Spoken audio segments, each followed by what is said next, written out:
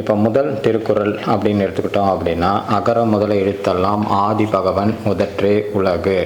இதில் ஆதி பகவன் என்ற சொல் சமண சமயத்தில் தீர்த்தங்கரரான ரிஷபதேவரை குறிப்பிடுது அப்படின்னு சொல்கிறாங்க. அது எப்படி குறிப்பிடுது அப்படின்றத இப்போ நம்ம பார்ப்போம்.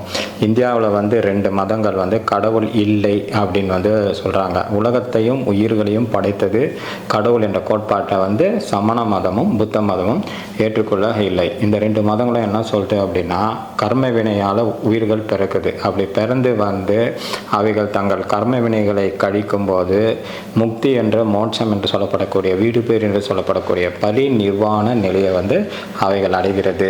இதுதான் புத்த சமண சமயத்தின் கோட்பாடுகள். இதில் சமண சமயம் அப்படின்னு எடுத்துக்கிட்டோம் அப்படின்னா, சமண சமயத்தில் மொத்தம் 24 தீர்த்தங்கரர்கள் இருக்கிறாங்க. அந்த 24 தீர்த்தங்கரில் முதல் தீர்த்தங்கரர் அவர் பேர் ரிஷபதேவர். 20 முனீஸ்வர்த்தர், 21 நமிநாதர், 22 நேமிநாதர், 23 பார்ஸ்வநாதர், 24 மகாவீரர்.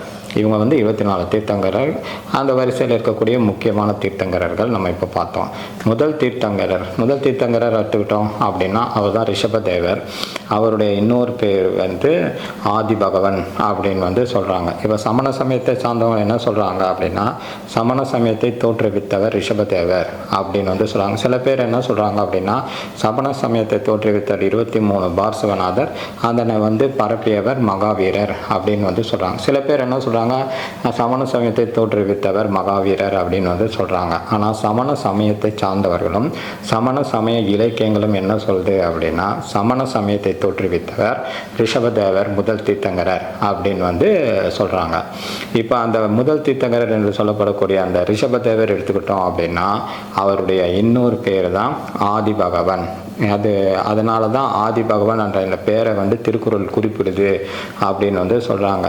இப்போ அந்த திருக்குறள் எடுத்து பார்த்தோம் அப்படின்னா, எழுத்துக்கள் எல்லாம் ஆ என்ற எழுத்தை முதலாக உடையது போல எல்லாவற்றுக்கும் முற்பட்ட கடவுளை முதலாக உடையது அப்படின்னு அந்த திருக்குறளுக்கு பொதுவாக அர்த்தம் சொல்கிறாங்க. ஆனால் சமண சமயத்தை சார்ந்தவங்க என்ன சொல்கிறாங்க அப்படின்னா, உலகத்துக்கு எல்லாம் முற்பட்ட அந்த ஆதி பகவனை முதலாக உடையது அப்படின்றது தான் திருக்குறள் சொல்ல வரும் கருத்து. அந்த ஆதி பகவான் என்றது சமண சமயத்தில் முதல் தீர்த்தங்கரான ரிஷபதேவரை குறிப்பிடக்கூடிய வார்த்தை.